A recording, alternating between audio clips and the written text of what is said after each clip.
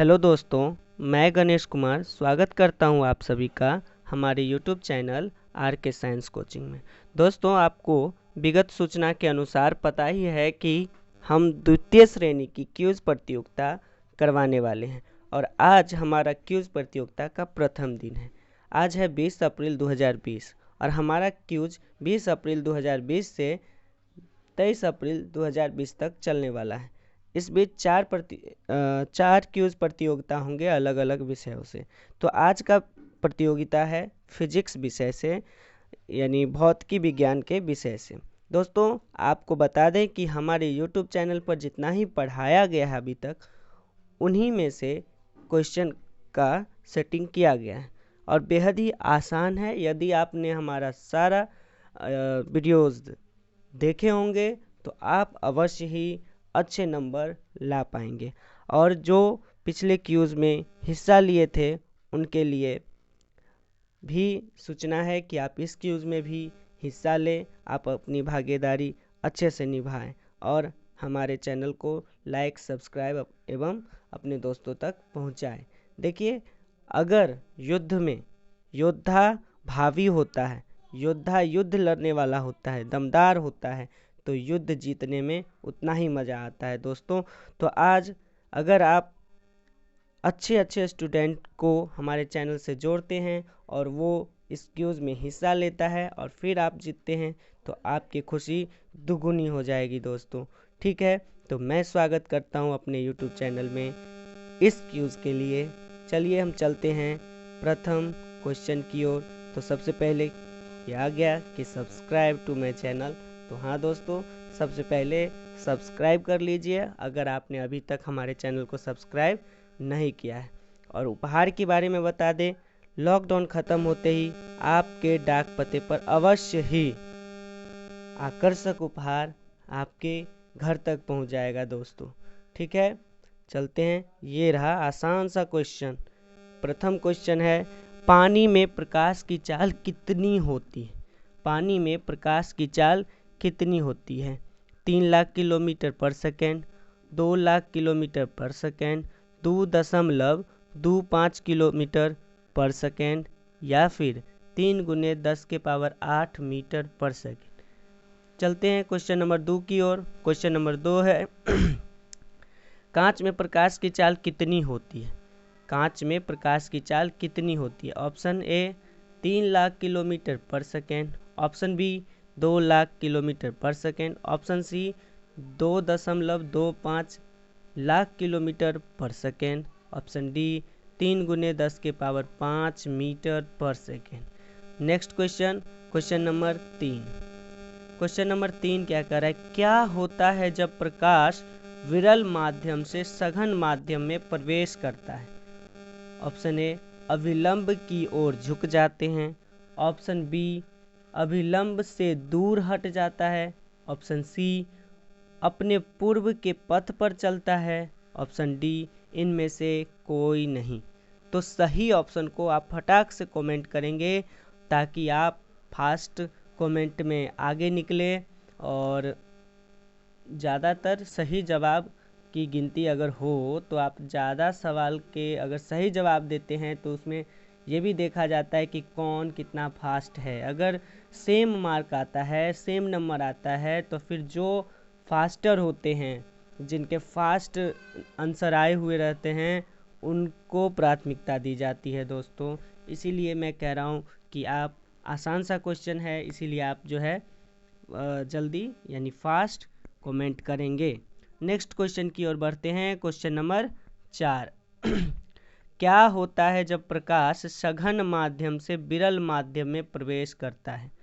अपने पूर्व पथ पर चलता है, अभिलंब की ओर झुक जाता है, अभिलंब से दूर हट जाता है, इनमें से सभी। तो चलते हैं दोस्तों नेक्स्ट क्वेश्चन की ओर। Question number 5। अगर आपने वीडियोस पूरा देखी होगी तो एकदम से मैं गारंटी लेता हूं कि आप एक भी क्वेश्चन मिस नहीं करेंगे और 100% क्वेश्चन का जवाब आप सही दोगे। ठीक है, क्वेश्चन नंबर 5 इस प्रकार है कि प्रकाश का एक माध्यम से दूसरे माध्यम में प्रवेश करने पर उसके दिशा में परिवर्तन को क्या कहते हैं? प्रकाश का अपवर्तन प्रकाश का परावर्तन, प्रकाश का विवर्तन, इनमें से कोई नहीं। चलते हैं नेक्स्ट क्वेश्चन की ओर। क्वेश्चन नंबर 6, निम्न में से क्या गलत है? जी हाँ, निम्न में से क्या गलत है? तो ऑप्शन ए है माध्यम बदलने से प्रकाश की चाल में परिवर्तन आ जाता है। ऑप्शन बी, जब प्रकाश कांच से हवा में प्रवेश करता है तो अभिलंब से दूर हट जाता है। ऑप्शन सी, जब प्रकाश कांच से पानी में प्रवेश करता है तो अभिलंब के ओर झुक जाता है। और नहीं दोस्तों, ओर झुक जाता है। ठीक है, यहाँ मिस टाइपिंग है, थोड़ा सा इसको सुधार लेंगे। और नहीं, और। ठीक है, और झुक जाता है। नेक्स्ट ऑप्शन नंबर डी, अलग अलग माध्यम में प्रकाश का चाल अलग अलग होता है। तो इस प्रकार से देख रहे हैं आप कि कितना इजी क्वेश्चंस है। तो आप तो एकदम से जल्दी जल्दी कमेंट कीजिए। जिनका कमेंट फास्ट आएगा प्राथमिकता उनको पहले मिलेगी। ठीक है दोस्तों, और अपने दोस्तों तक तुरंत शेयर कर दीजिए ताकि जो है वो भी आपके साथ हिस्सा ले क्यूज में। और यहाँ अगर एक आप समझे कि एक युद्ध है तो योद्धा अगर भावी हो, योद्धा अगर पराक्रमी हो यानी लड़ने वाला हो तो लड़ने में मज़ा आता है।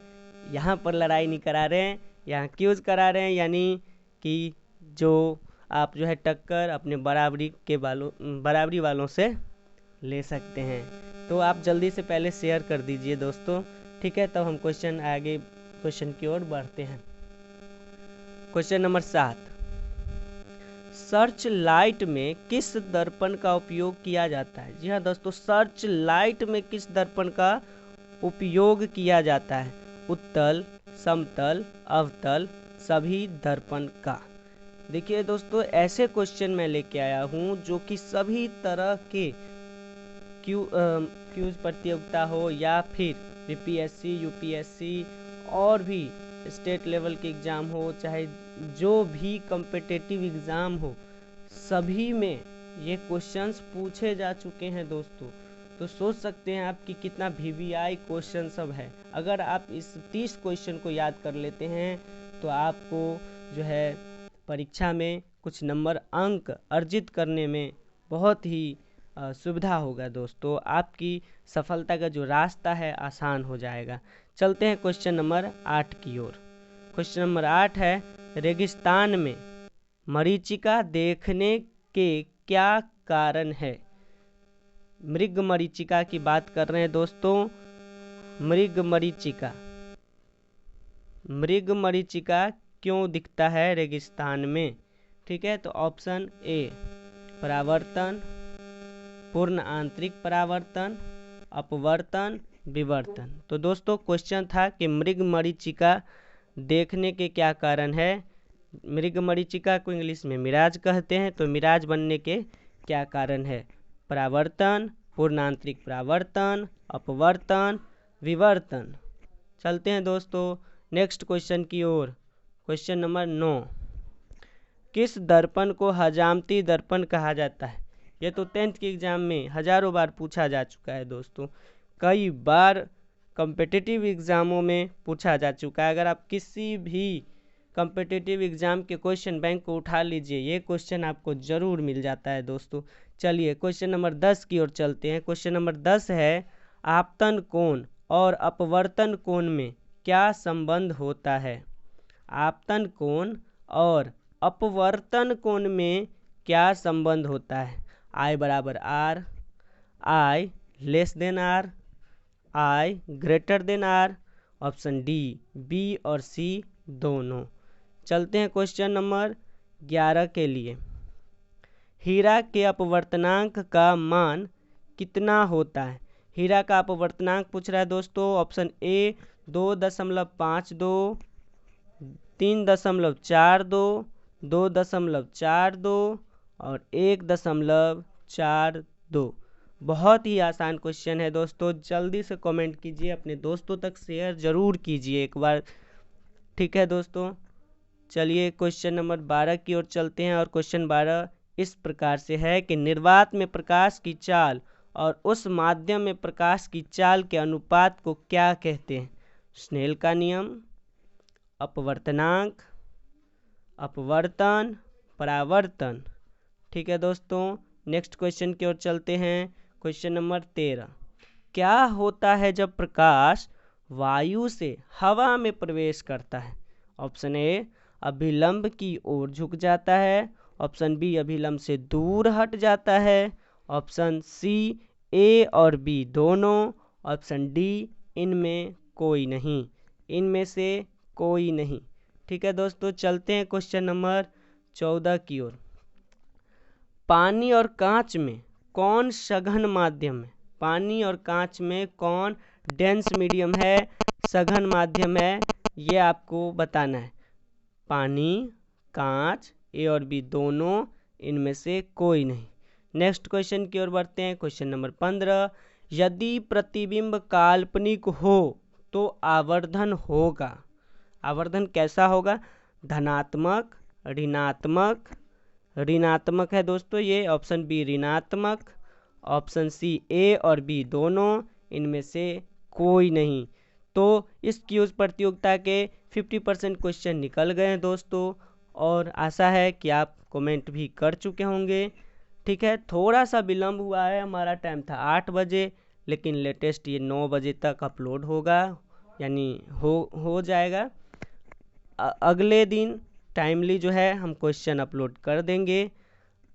समय में मतलब समय से न होने के कारण क्षमा चाहते हैं। अगले दिन से समय से क्यूज का क्वेश्चन आप तक पहुंच जाएगा दोस्तों। चलते हैं क्वेश्चन नंबर 16 की ओर। क्वेश्चन नंबर 16 है, साइड मिरर के रूप में किस दर्पण का उपयोग किया जाता है? साइड मिरर के रूप में किस दर्पण का उपयोग किया जाता है? उत्तल, अवतल, समतल, इनमें से कोई नहीं।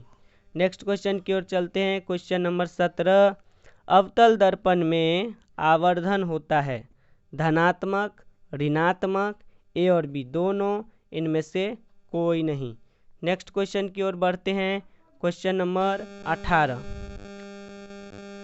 निम्न में से क्या गलत है?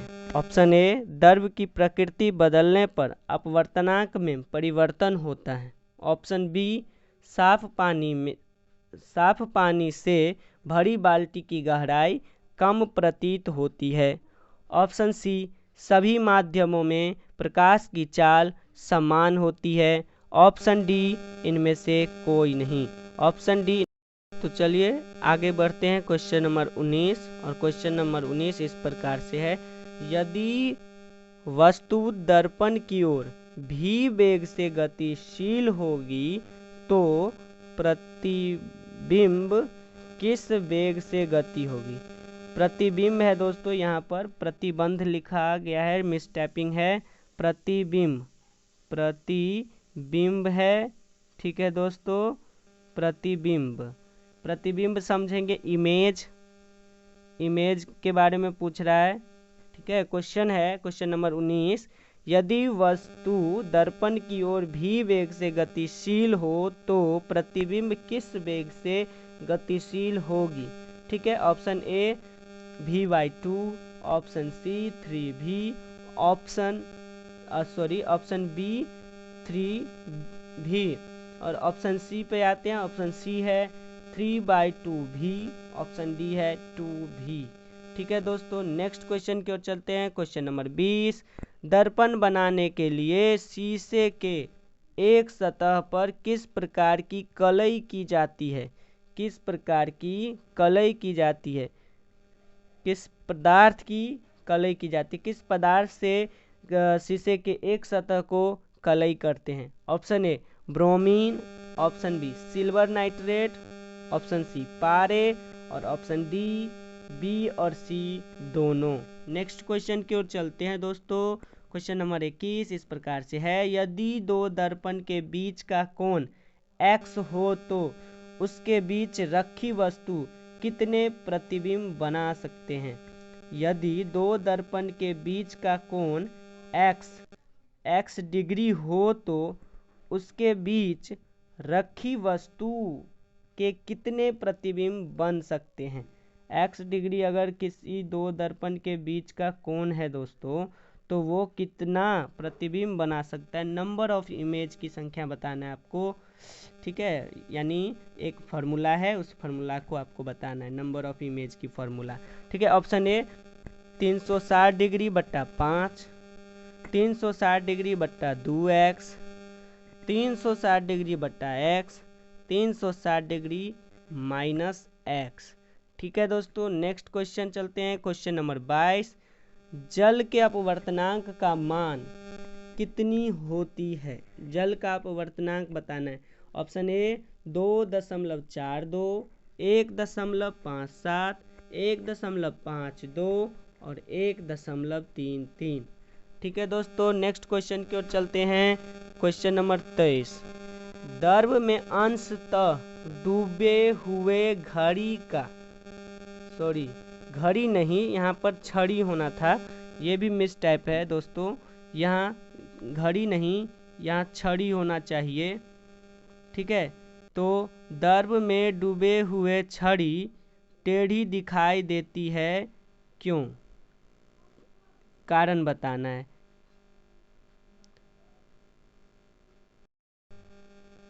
ठीक है दोस्तों, इन्हें सॉल्व करने तो दोस्तों क्वेश्चन है कि यहाँ पर भी थोड़ा सा मिसटाइपिंग है, ये सेंटीमीटर है दोस्तों, ये मिलीमीटर नहीं है, ये भी आप ध्यान कर लेंगे, ठीक है।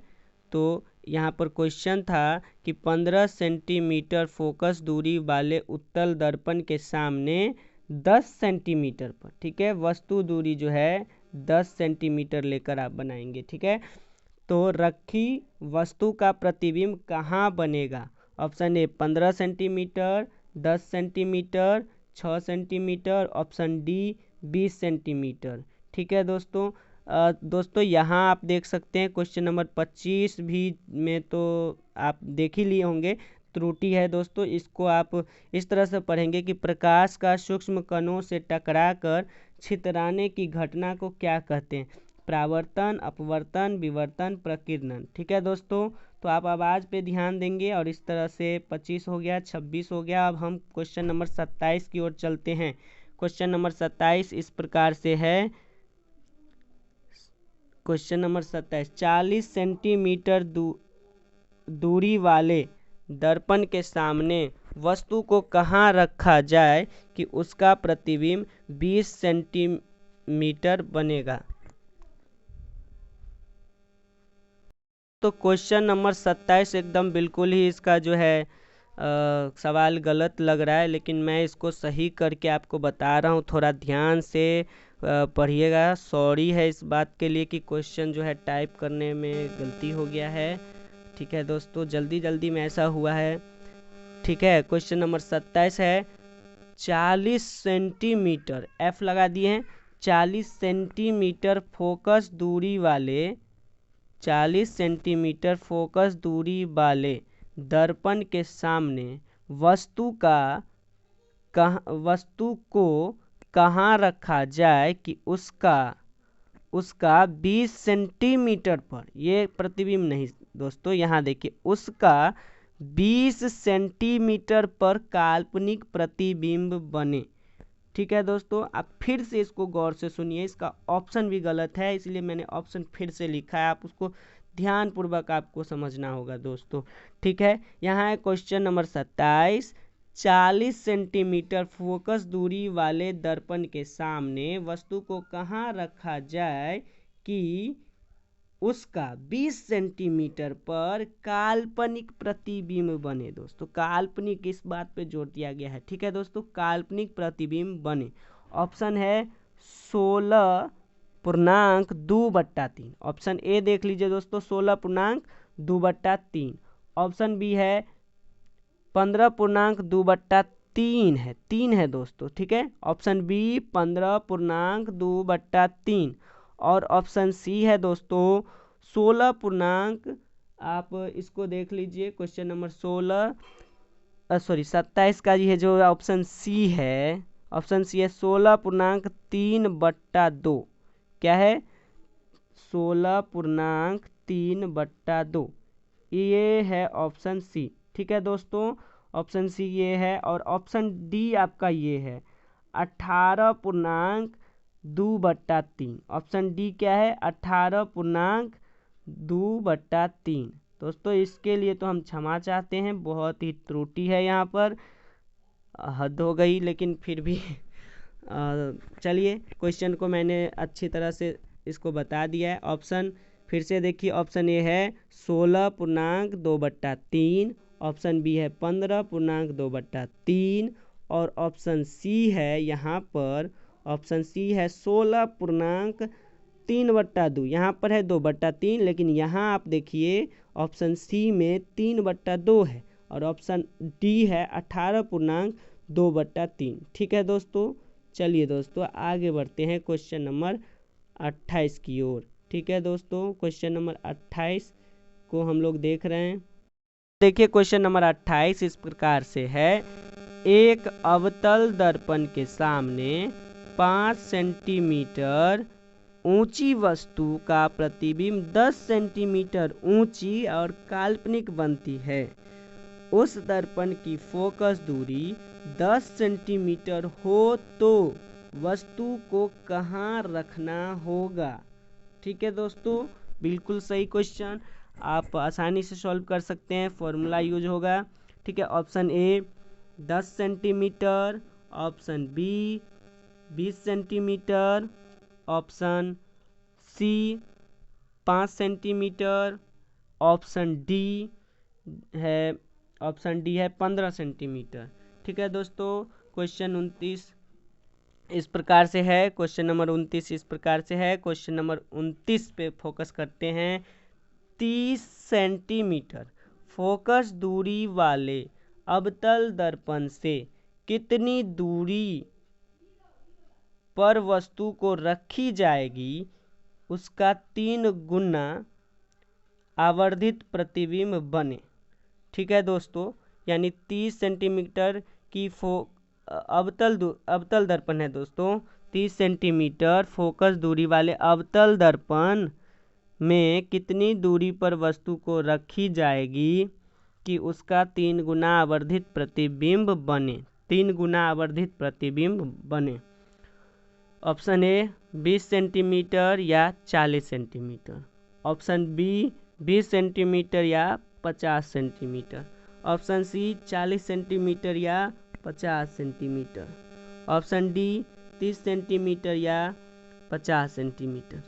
चलते हैं दोस्तों आज के क्यूज का अंतिम प्रश्न की ओर, और अंतिम प्रश्न इस प्रकार से होंगे, लेकिन दोस्तों त्रुटियों के लिए क्षमा चाहते हैं, अगली क्यूज में त्रुटि नहीं होगी, टाइपिंग में हुई है, और जल्दी जल्दी आज हम लोग क्वेश्चन सेट किए हैं, लेट से उठे हैं तो हो गया ऐसा। ठीक है, नेक्स्ट क्वेश्चन नंबर 30 जो कि हमारे क्यूज प्रतियोगिता का अंतिम क्वेश्चन है।